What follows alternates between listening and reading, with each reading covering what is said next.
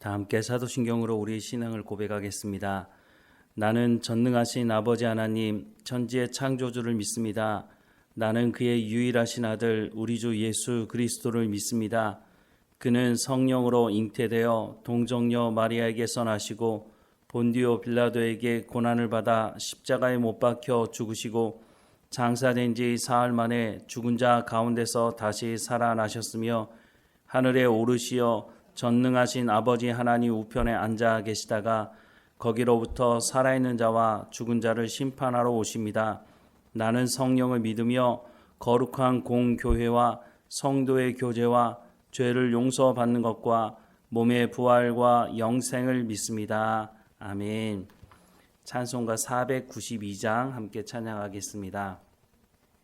잠시 세상에 내가 살면서 항상 찬송 부르다가 날이 저물어 오라시면 영광 중에 나아가니 열린 천국문 내가 들어가 세상 짐을 내려놓고 빛난 면류관 받아 쓰고서 주와 함께 길이 살리 눈물 골짜기 더듬으면서 나의 갈 길 다간 후에 주의 품 아래 내가 안기어 영원토록 살리로다. 열린 천국문 내가 들어가 세상 짐을 내려놓고 빛난 면류관 받아 쓰고서 주와 함께 길이 살리 나의 가는 길 멀고 험하며 산은 높고 골은 깊어 고난 나의 몸 쉴 곳 없어도 복된 날이 밝아오니 열린 천국문 내가 들어가 세상 짐을 내려놓고 빛난 면류관 받아 쓰고서 주와 함께 길이 살리 한숨 가시고 죽음 없는 날 사모하며 기다리니 내가 그리던 주를 배울 때 나의 기쁨 넘치리라. 열린 천국문 내가 들어가 세상 짐을 내려놓고 빛난 면류관 받아 쓰고서 주와 함께 길이 살리. 아멘. 오늘 하나님께서 우리에게 주시는 말씀은 에베소서 6장 10절부터 18절까지 말씀입니다. 에베소서 6장 10절에서 18절까지 말씀 우리 함께 읽겠습니다. 끝으로 너희가 주 안에서와 그 힘의 능력으로 강건하여지고 마귀의 관계를 능히 대적하기 위하여 하나님의 전신 갑주를 입으라. 우리의 씨름은 혈과 육을 상대하는 것이 아니요 통치자들과 권세들과 이 어둠의 세상 주관자들과 하늘에 있는 악의 영들을 상대함이라. 그러므로 하나님의 전신 갑주를 취하라. 이는 악한 날에 너희가 능히 대적하고 모든 일을 행한 후에 서기 위함이라. 그런즉 서서 진리로 너희 허리띠를 띠고 의의 호신경을 붙이고 평안의 복음이 준비한 것으로 신을 신고 모든 것 위에 믿음의 방패를 가지고 이로써 능히 악한 자의 모든 불화살을 소멸하고 구원의 투구와 성령의 검 곧 하나님의 말씀을 가지라. 모든 기도와 간구를 하되 항상 성령 안에서 기도하고 이를 위하여 깨어 구하기를 항상 힘쓰며 여러 성도를 위하여 구하라. 아멘. 사도 바울이 에베소서를 마무리하면서 하나님의 부름받은 사람들이 삶의 현장에서 어떻게 살아가야 하는지, 하나님의 말씀에 순종하는 삶을 어떻게 살아가야 하는지, 또한 그 삶을 살아가다 보면 충돌이 일어나게 되는데 그 충돌을 어떻게 대비해야 하는지에 대한 말씀을 하고 있습니다. 하나님의 부름받은 사람들은 예수님을 영접하고 하나님의 말씀에 순종하려는 삶을 살아가려고 할 것입니다. 그런데 문제는 우리가 삶을 살아가는 현장이 우리가 하나님의 말씀을 듣고 순종하는 삶을 살아갈 수 있도록 도움을 주는 현장이 아니라고 하는 것이죠. 어떻게 해서든지 하나님과의 관계를 끊어내고 죄를 짓게 하는 세상이라고 하는 것입니다. 이런 세상이 어떤 세상인지 예수님이 모르셨을까요? 예수님도 잘 알고 계셨다는 겁니다. 마태복음 10장 16절 말씀에 보면 보라 내가 너희를 보냄이 양을 이리 가운데 보냄과 같도다.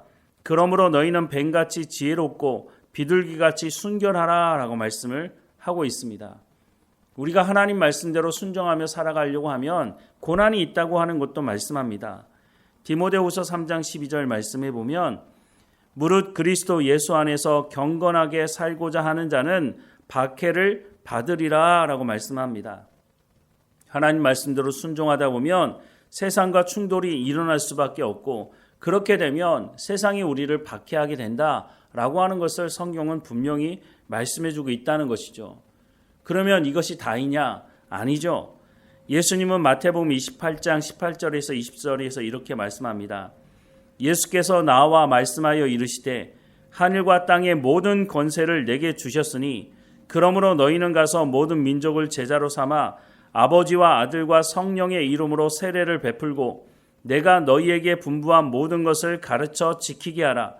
볼지어다 내가 세상 끝날까지 너희와 항상 함께 있으리라 하시니라 라고 말씀을 하고 있습니다. 예수님은 무책임하게 우리에게 무조건 세상 가서 살아라 라고 말씀하고 있지 않습니다. 예수님이 뭐라고 말씀합니까? 사망 권세를 이기시고 하늘과 땅의 모든 권세를 가지셨다라고 말씀하고 있습니다. 예수님께서 승리하셨고 예수님께서 우리와 세상 끝날까지 함께 하신다고 말씀을 하고 있다는 거죠.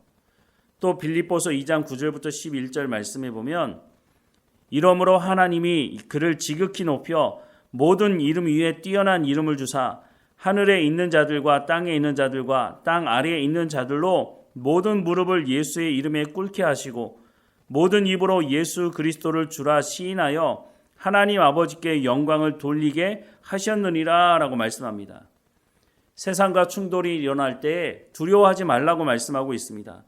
부르심이 합당한 삶을 살아갈 때에 우리가 부닥치는 그런 문제들 때문에 어려워하지 말라라고 말씀을 하는 거죠. 왜냐하면 예수님께서 승리하셨고 모든 권세를 가지고 계시고 우리와 함께 하신다고 말씀을 하고 있기 때문이라고 하는 것입니다.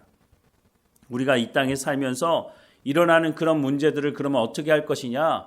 오늘 본문의 말씀에 보면 사도 바울은 당시 로마 군인이 전쟁에 나갈 때 입었던 전신갑주를 예를 들어서 우리 가운데 이와 같이 살아가야 된다라고 말씀을 해주고 있다고 하는 것입니다. 오늘 본문의 말씀을 가지고 예전에는 많은 목회자들이 설교를 했는데 요즘에는 잘 설교하지 않는 것 같습니다. 그때 뭐라고 말했느냐? 영적 전쟁이 있다 이런 얘기를 자주 했습니다. 그런데 요즘에는 이 말을 잘 하지 않는 것 같습니다.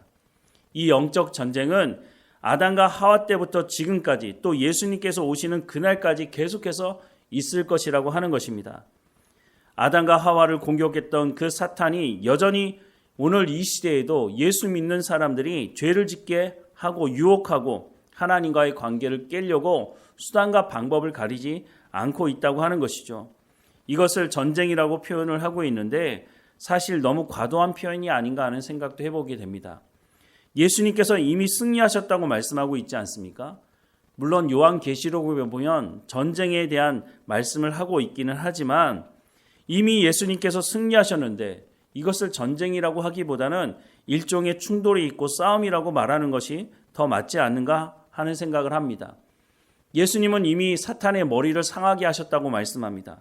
예수님께서 모든 권세를 주시고 우리에게 가라고 말씀하시고 예수님이 함께 하신다고 말씀하시니 물론 싸움이 있고 충돌이 있지만 이 싸움은 이미 승리가 보장된 싸움이라고 하는 것이죠. 물론 싸움이고 충돌이 있고 심지어는 전쟁이라고 표현하기도 하니 만만한 것은 아니겠죠.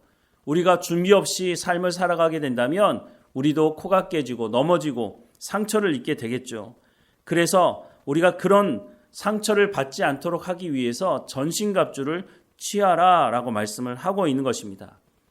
그런데 한편으로 생각해 보면 예수님께서 이미 승리하셨는데 왜 여전히 사탄이 이렇게 예수 믿는 사람들을 괴롭히나 라는 생각을 할 수 있지 않겠습니까?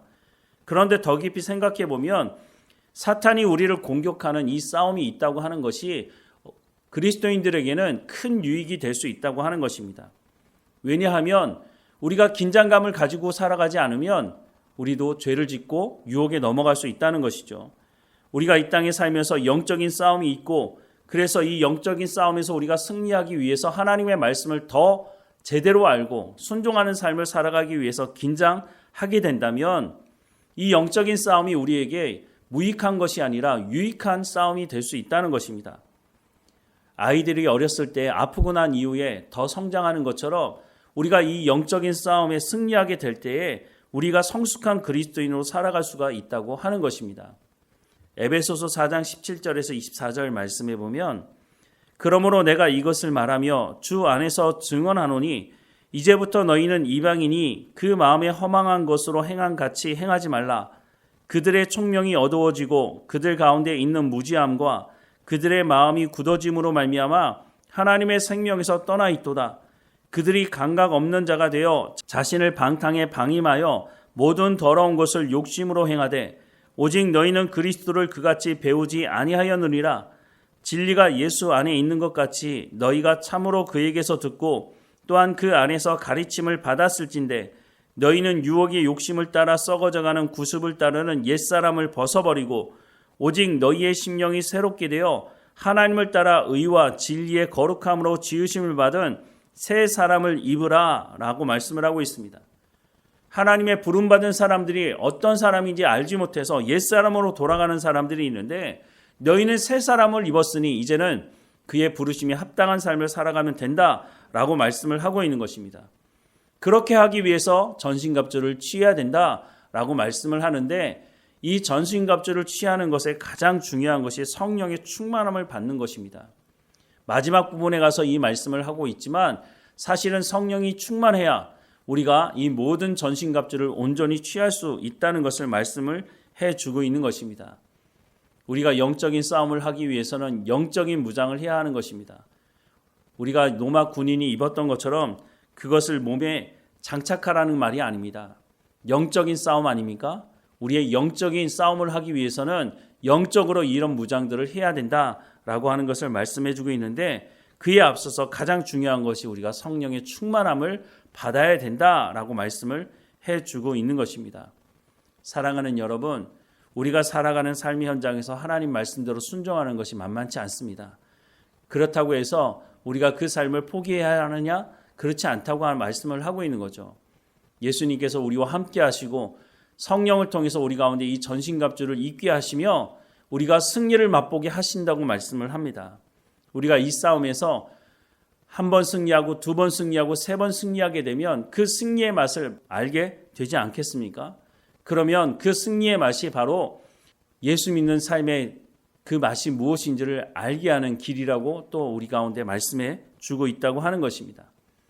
우리를 부르셔서 새 사람이 되었다고 말씀합니다. 그러면 그에 합당한 삶을 살아가기 위해서 이런 전신갑주를 취하며 살아갈 때에 예수 믿는 삶의 맛이 무엇인지를 우리가 더 깊이 알아가게 되겠죠. 그것이 바로 성숙한 그리스도인으로 살아가는 길이기도 할 것입니다.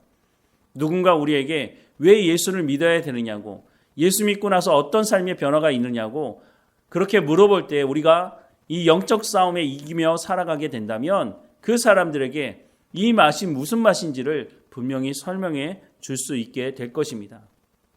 오늘 본문이 말씀하시는 이 전신갑주를 우리가 온전히 취하고 또한 성령의 충만한 가운데 영적인 승리를 얻음으로 우리가 예수 믿는 맛을 우리도 알 뿐만 아니라 예수 알지 못하는 사람들에게 복음을 전하면서 이런 맛으로 우리가 살아간다라고 증거하는 우리의 삶이 될 수 있도록 하나님 인도해 달라고 오늘도 성령의 충만함을 구하고 하나님과 동행하는 우리의 삶이 되기를 주님의 이름으로 축원합니다. 기도하겠습니다.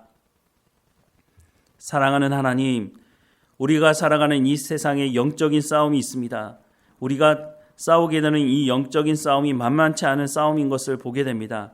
하지만 예수님께서 세상에 승리하셨고 모든 권세를 지시고 우리와 함께 하신다고 말씀하시며 그 예수님께서 우리를 새 사람으로 만드시고 또한 파송하시니 우리와 함께 하시는 그 성령과 함께 이 싸움을 우리가 담대히 승리하는 가운데 나아갈 수 있도록 은혜를 허락해 주옵소서. 전신갑주를 온전히 취할 수 있도록, 그래서 하나님 말씀에 온전히 순종함으로 성령의 열매를 맺으며 복음을 증거하는 우리의 삶이 될 수 있도록 은혜를 허락해 주옵소서. 우리가 두려워서 피하는 것이 아니라 예수님 우리와 함께 하시고 예수님께서 우리의 대장이 되시니 우리가 담대함으로 이 싸움 가운데 나가는 삶이 될 수 있도록 인도해 주옵소서. 경건하게 살고자 하는 자에게 박해가 있다고 말씀하는데 우리가 이것을 두려워서 피하는 자들이 아니라 담대하게 그 박해를 뚫고 나가는 믿음의 사람들이 될 수 있도록 우리의 삶을 주관하시고 인도해 주옵소서.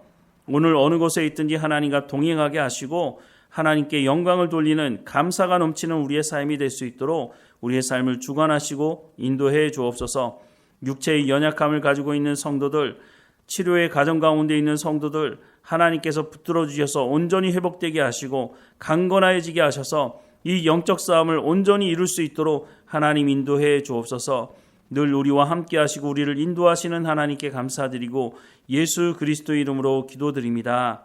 아멘. 하늘에 계신 우리 아버지, 아버지의 이름을 거룩하게 하시며 아버지의 나라가 오게 하시며 아버지의 뜻이 하늘에서와 같이 땅에서도 이루어지게 하소서. 오늘 우리에게 일용할 양식을 주시고 우리가 우리에게 잘못한 사람을 용서하여 준 것 같이 우리 죄를 용서하여 주시고 우리를 시험에 빠지지 않게 하시고 악에서 구하소서. 나라와 권능과 영광이 영원히 아버지의 것입니다. 아멘.